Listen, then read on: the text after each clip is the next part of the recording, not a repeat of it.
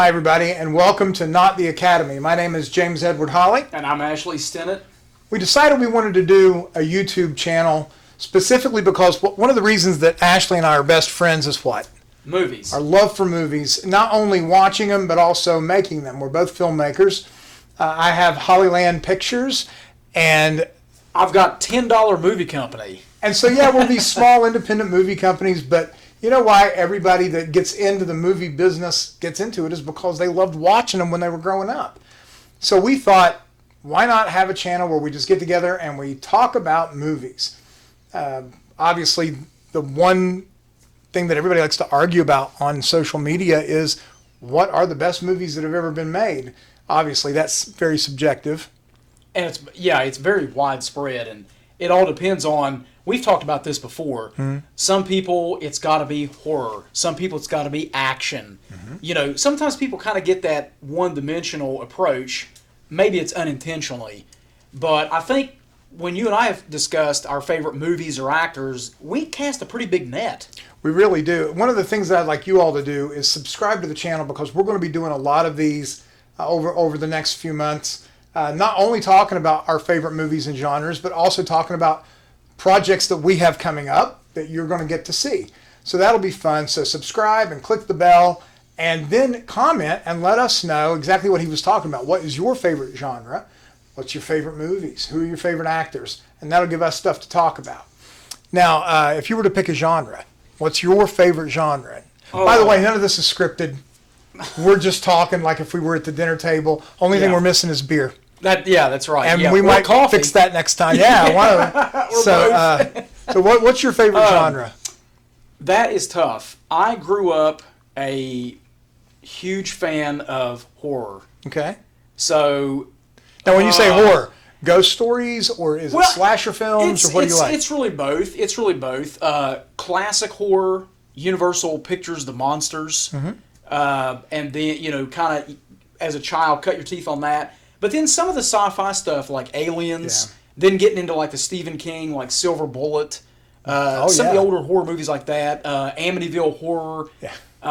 The Exorcist. It just kind of goes on. So I kind of, that's kind of what got me thinking. Gosh, I like the. I'd like to be in one of these one day. Right. Or maybe even like be on the back end of the camera and direct one of these one day. But what about you?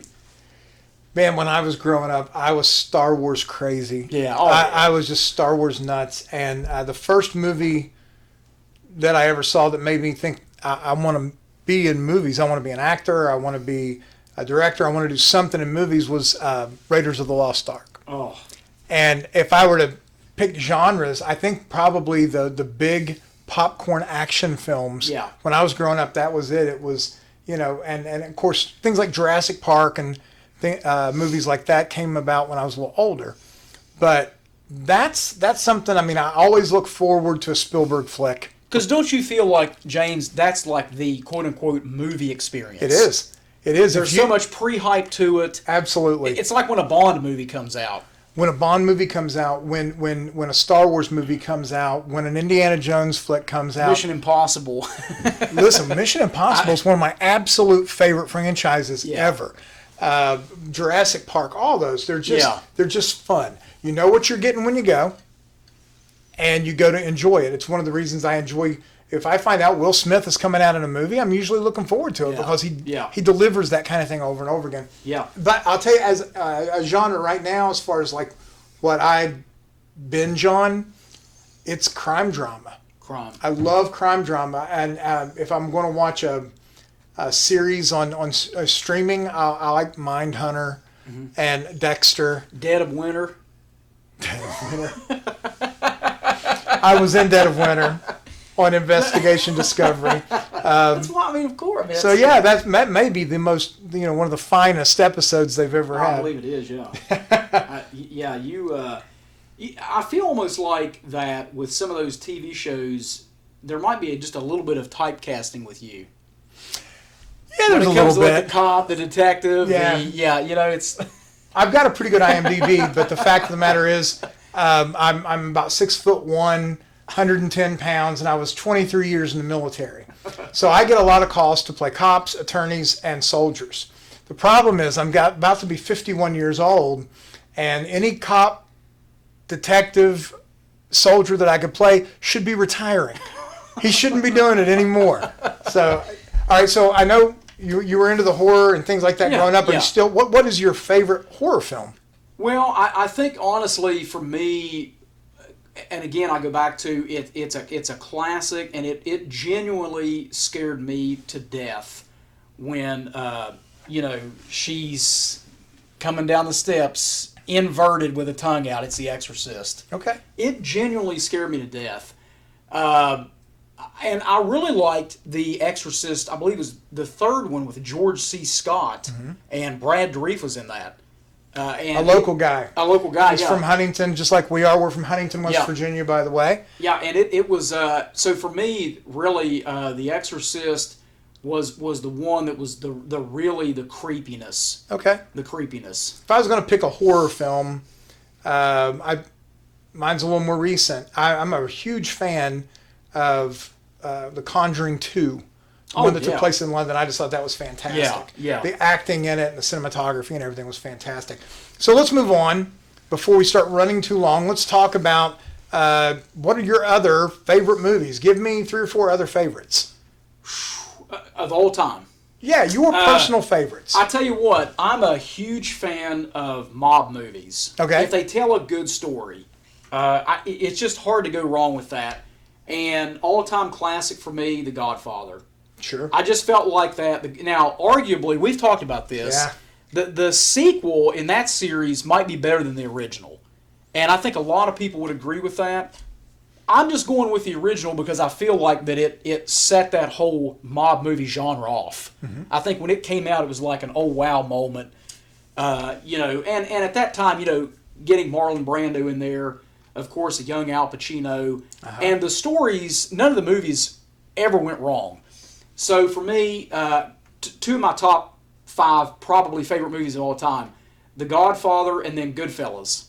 Oh, I mean, I'm a huge Scorsese fan. I don't know how you go wrong with a cast like that. Yeah. And it really catapulted Ray Liotta, who was coming off Field of Dreams and good, but I mean, in that movie as Henry, he just killed it.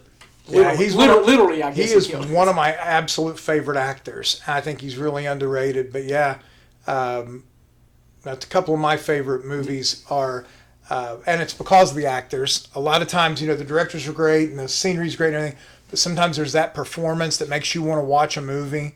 And I think Dracula, for a lot of people, it gets slammed a lot for some of the acting in it, but Gary Oldman was so good. Yeah. That it made me a fan of his, and I had never heard of him before. And it made me go back and watch his older stuff, and I just think it's one of the greatest performances I've ever seen. So Dracula's one of mine. Another one of mine, and I really like the idea of period pieces.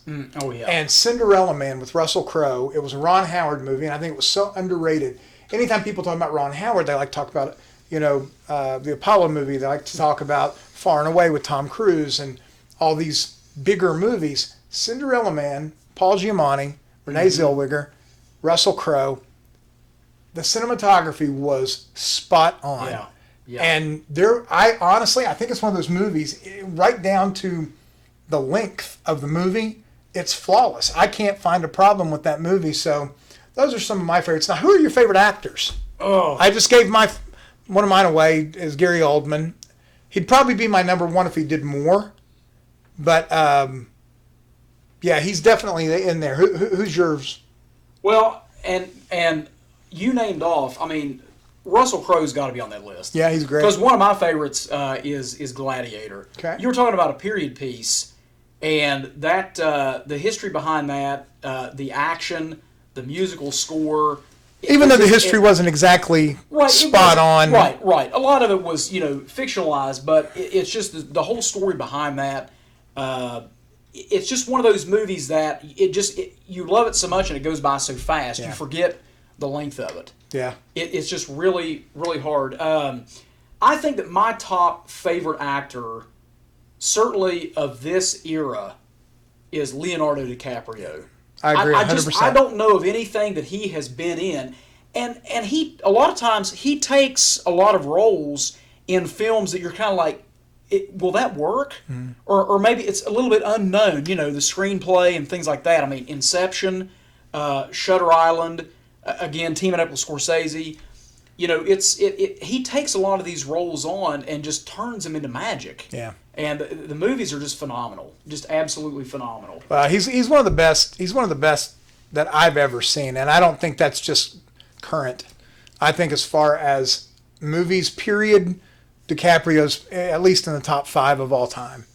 I think Gary Oldman's kind of like the actor's actor.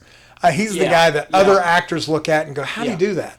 Anthony Hopkins. Same I story. I can't point to a movie that he's been bad at. He's another one that can take a role and just capture the emotion of that character, regardless if he's basically playing himself with the act. I mean, his accent doesn't even have to change, right? But you just forget about it. You don't need the accent to change. You know who else does that is Nicholson. Oh, Nicholson doesn't have to go through a metamorphosis to make you believe his character. But I've heard people, and this actually infuriates me when they say Jack won an Oscar for being Jack, and that's such garbage. You cannot watch A Few Good Men, As Good as It Gets, Something's Gotta Give, One Flew Over the Cuckoo's Nest, and The Shining, and find a second of any of those movies that look like the other movies. Well, and let's be real, an iconic actor of all time of that spans different generations is John Wayne.